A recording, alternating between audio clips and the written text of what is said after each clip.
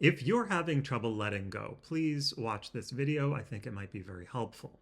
There's two aspects or two steps in that process, and oftentimes we only do one of them. That's the reason why it actually doesn't work. The whole process gets stopped. Okay, so the first step to letting go is actually letting things come, right? So we forget about that. When we're trying to let go and go with the flow, we forget that oftentimes we're pushing away experiences all the time. Well, a bad experience comes, well, you don't want that, you push it away. Oftentimes, a good experience comes and you will push it away because you don't want to feel good. Because maybe it's because if you feel good, you know it's going to go away and then you'll hold on to it. You'll try to hold on to it. You can't, but you'll try. So you might try to preemptively push it away so you don't even have to deal with it at all.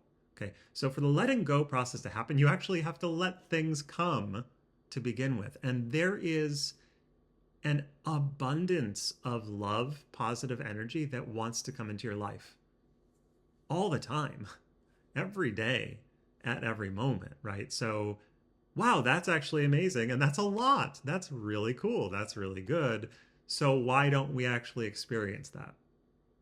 Why aren't we actually open to feeling love and abundance and joy and positive things all the time? Because it's actually there. So, there must be some thing we're doing or not doing to prevent ourselves from having that experience. And so that's kind of what I want to talk about today.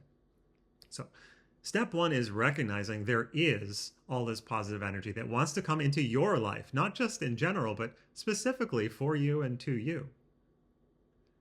And once you recognize that and become open to that, that's the first step. Okay, so I acknowledge the fact there is all this positive energy that wants to come into my life, help me, heal me, and make things beautiful. Now, from that point, if we are at all in resistance or clinging, which most of us are, sometimes when something good comes into our lives, we want to hold on to it. There is a way of helping the process, which I would suggest that you try. This will complete the circuit and will make this whole process kickstart in a way that maybe you haven't been experiencing. So rather than trying to be accepting and just let things go, once they've come, you say, oh, okay, I accept, I go with the flow, I let things go. Maybe actually give that a little bit of intention when things are passing away, because it's a very we don't like to lose things, right? We don't even like to look at that process. We want to move on to the next thing and just ignore it. I would suggest actually looking closely at that, and when something is ready to leave your life, give it love.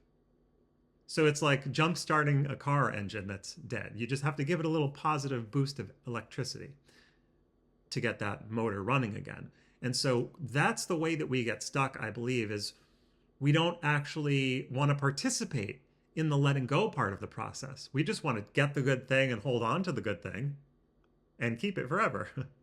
But when we let go, oftentimes we just say, no, I'm not going to look at that. I'm moving forward. I'm not looking back. I'm not even going to acknowledge it. But if we look at it and say, I love you, or well, you have to say, I love you, but the energy of love, I'm letting it go with love. So it's just a little subtle change in the way that we let go of something. Because usually, in the way that I've been taught, is you let go and it's a hands-off process. You let go of letting go, even. You don't do anything at all. You're not even there to do anything. My advice would be actually bring yourself into it. Our thoughts, our energy, or relationships in the physical world that we're trying to let go of, whatever it is, all these things are as real as we are. And we, if we know ourselves, well, we respond to love, kindness. So if you're letting go of a thought that you've been stuck on, or an emotion that's been really gripping, or a relationship that is no longer serving you, well, why wouldn't those things want love? As well? If you're going to kick them out, why wouldn't they want to be kicked out with a positive, pat on the back, or a hug, or a kiss? I love you, take care. And you're welcome back if you want to come back too. Um, that to me makes it a lot easier rather than just this impersonal letting go. You can do it that way, but I think it doesn't work for a lot of people. I think we actually just, that it turns into an avoidance actually. So in this letting go process, we have to accept that the good things are coming and let them in, and then maybe just give them a little positive stuff when they go. You don't have to just let it go. You can say, hey, you know what? And here's something for the road, you know? I think that's a more humane humane way of doing it, and it really works. So I hope that helps.